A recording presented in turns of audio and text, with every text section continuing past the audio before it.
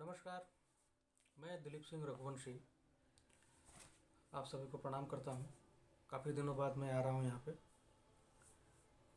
अपनी व्यस्तता के वजह से मैं वीडियो नहीं बना पा रहा था, तो मैं कोशिश करूँगा कि अब से मैं वीडियो में निरंतरता लाऊं और वीडियो के आगे बढ़ाते हुए मैं आपसे ये जानना चाहूँगा कि मैं जब वीडियो बनाता हूँ या कुछ भी करता हूँ तो मुझे सोर्स सारे चीज़ इकट्ठे करने पड़ते हैं। कहाँ लिखा है, किस पुस्तक में ये है, सारा चीज़ का विवरण देना पड़ता है। तो अगर आप सब्सक्राइब नहीं करेंगे तो मुझे भी वीडियो बनाने में कोई दिलचस्पी नहीं होगी। तो आपसे अनुरोध है कि कृपया सब्सक्राइब और लाइक ज़रूर करें, ताकि अन्य वीडियो बनाने में भी मुझे एक खुशी हो, ताकि ताकि मैं ये तो समझ पाऊँ कि हाँ, हमारे समाज का जो युवा वर्ग है कम से कम वो जाग तो रहे हैं। तो मैं वीडियो बनाना आरंभ करता हूँ। आज का विषय है सूर्यवंश चंद्रवंश। तो हम जानते हैं कूर्म क्षत्रियों में, आपको सभी को ये मालूम है कि कूर्म क्षत्रिय में दो वंश होते हैं, सूर्यवंश और चंद्रवंश। सूर्यवंश आप सभी को मालूम है कहाँ से स्टार्ट हुआ, मैं फिर दोहरा देता हूँ। सूर्यवंश जो हुआ वो कश्यप की पीढ़ी महर्षि कूर्म कश्यप, मैं फिर बोलूँगा महर्षि कूर्म कश्यप जो उनका पूरा नाम था, उनकी पीढ़ी में विवस्वान जिनका नाम सूर्य था, उनसे ही सूर्यवंश की नींव पड़ी। और चंद्रवंश की नींव पड़ी कूर्म कश्यप की अत्रि से। अत्रि का वंश आगे चला तो उनसे छत्रविद्य हुए, छत्रविद्य से का वंश आगे चला तो उनसे गृत्समत हुए, गृत्समत का वंश आगे चला तो उन्हीं से गृत्समत के ही बेटे का नाम कूर्म था, जिसे चंद्रवंशी कूर्म क्षत्रियों मतलब पूरा चंद्रवंशी कूर्म क्षत्रिय में परिवर्तित हो गया।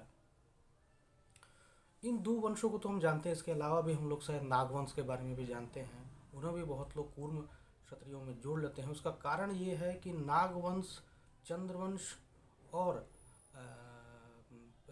पहाड़ी जातियों में दस्यु उस समय हम लोग को कहा जाता था, उन लोगों को कहा जाता था। जैसे हिडिम्बा हुई, हिडिम्बा जो होती थी उनकी जो विवाह हुआ था वो चंद्रवंश में हुआ था, तो वो लोग नाग उपासक हुआ करते थे, जिसके वजह से जब उनकी शादी जब उन्होंने हुई तो दो कुलों का समन्वय हुआ, जिसके वजह से वो एक अलग धड़ा चला जिसको बोला गया नागवंशी।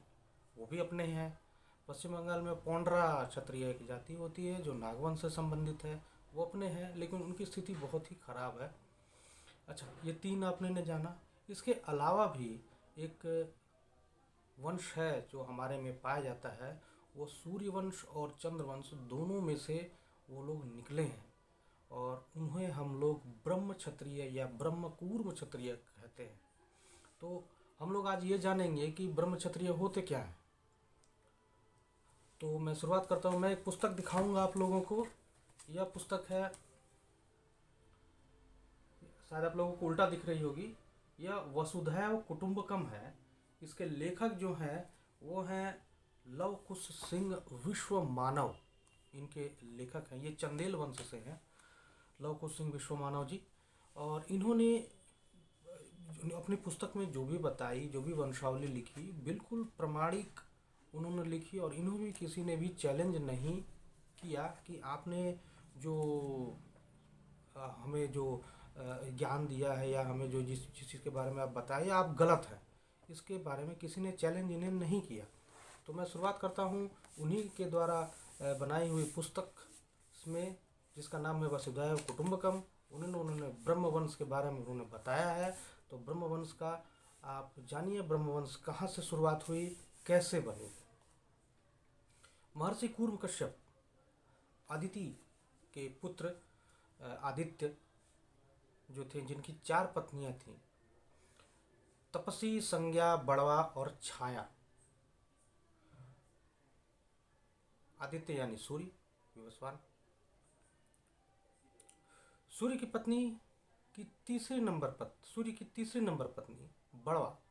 बड़वा के सबसे बड़े बेटे का नाम था वरुण।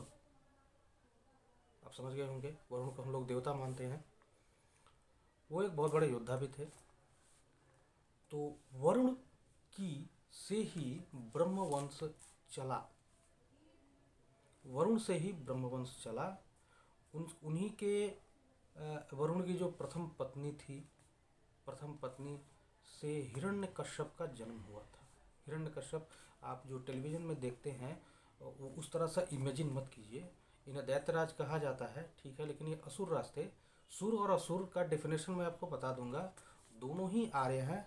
ये नहीं है कि असुर जो थे वो आर्य नहीं थे, वो पाताल के जंगल में ज़मीन के अंदर रहते थे धस के, वैसा कुछ नहीं है, ठीक है। हम लोगों को जो टीवी का जो हम लोगों का वो जो दिखाया जाता है उससे थोड़ा सा आप दूर हटिए, फैक्ट पे आइए, जो हमें वेद शतपथ ब्राह्मण उपनिषद जो हमें बताते हैं। टीवी में जो दिखाता है वो बहुत ही गलत चीज़ें दिखाती हैं, वो एक तरह से अपने धर्म का मजाक बन जाता है उसमें। तो हिरण्यकश्यप की पुत्री दिव्या थी, और द्वितीय पत्नी असुरराज पुलुमा की पुत्री थी, जो असुरराज पुलुमा की पुत्री थी। तो इस ढंग से आपने ये समझा कि ब्रह्मवंश जो चला वो वरुण से चला। वरुण को हम लोगों ने हिंदू धर्म में या सनातन धर्म का या वैदिक धर्म कहिए, उनमें देवता माना गया है। भगवान इंद्र जो पूर्व क्षत्रियों के देवता थे, और उनके बाद अग्नि पूर्व क्षत्रियों को देवता थे, जिन्हें वेदों का भी देवता माना गया है। भगवान इंद्र को देवताओं का देवता कहा गया है, इसलिए उनको देवराज बोला गया। और वरुण, तो वरुण की स्तुति वेदों में कम है, लेकिन इसकी महत्ता कम नहीं हो जाती है। वरुण इंद्र से पहले जन्मे थे, ये बात आपको जानना होगा, ये बहुत ज़रूरी है आप लोगों को जानना। वरुण जो थे वो पूर्व क्षत्रियों में इंद्र से पहले जन्मे थे, जिनसे ब्रह्मवंश चला। ये सूर्यवंश की ही एक शाखा है। चंद्रवंश में भी बहुत सारे ब्रह्मवंश बने बाद में, जो अपने आप को ऋषिवंशी कहते हैं, उन्हें ब्रह्मवंशी ही भी कहा जाता है, जिन्होंने ब्राह्मण का कार्य और क्षत्रिय कार्य दोनों साथ साथ किया। निकुंभ जो सूर्यवंश में है उन्हें ब्रह्म क्षत्रिय कहा जाता है, ब्रह्मपूर्ण क्षत्रिय भी कहा जाता है। हालांकि आजकल निकुंभ अपने समाज में बहुत कम है, पाटनवार जो अपने समाज से हैं वही निकुंभ हैं। जानने की बातें हैं को, लेकिन जानने से ही लोग समझ पाते हैं कि हाँ, अपना जो कुनबा है, अपना जो वंश है, अपनी जो जाति, अपनी जो खापें हैं, अपनी जो उपजातियाँ हैं, वो कहाँ कहाँ किस नामों से बिखरी हुई हैं, उसे समेटना बहुत ज़रूरी है। नहीं तो हम तो इस तरह से बिखर जाएंगे और कभी हम समेटा ही नहीं पाएंगे। तो आपने इंद्र, अग्नि और वरुण का सोचा। वरुण की स्तुति मैं पहले ही बता देता हूँ कि वेदों में कम है, इंद्र की ज़्यादा है। इंद्र की ज़्यादा इसलिए है कि उन्हें देवताओं का राजा कहा गया है। असुर जो होते थे उन्होंने अग्नि को प्राथमिकता दी, और जो सुर थे उन्होंने इंद्र को प्राथमिकता दी। तो सुर की आबादी ज़्यादा थी, असुर की आबादी कम थी, दोनों ही आर्य थे। ये बात बहुत आसान है जानना। दोनों ही आर्य थे, एक ने इसको महत्वता दी, एक ने दूसरे देवता को महत्वता दी, और दोनों को दोनों पूर्व क्षत्रिय के महान योद्धा थे। वरुण को भी उसमें ले लीजिए, पुराने योद्धा थे। वरुण पहले हुए, उसके बाद इंद्र हुए, उसके बाद अग्नि हुए, और तीनों के तीनों महान योद्धा थे, जिन्होंने पूर्व क्षत्रिय वंश का कीर्ति पताका मैंने क्या कहूँ लहरा दिया। आशा करता हूँ आपको समझ में आ गया कि ब्रह्मक्षत्रिय क्या होते हैं। आप सभी का धन्यवाद। जय भारत, जय विशाल, जय कुरुक्षेत्र।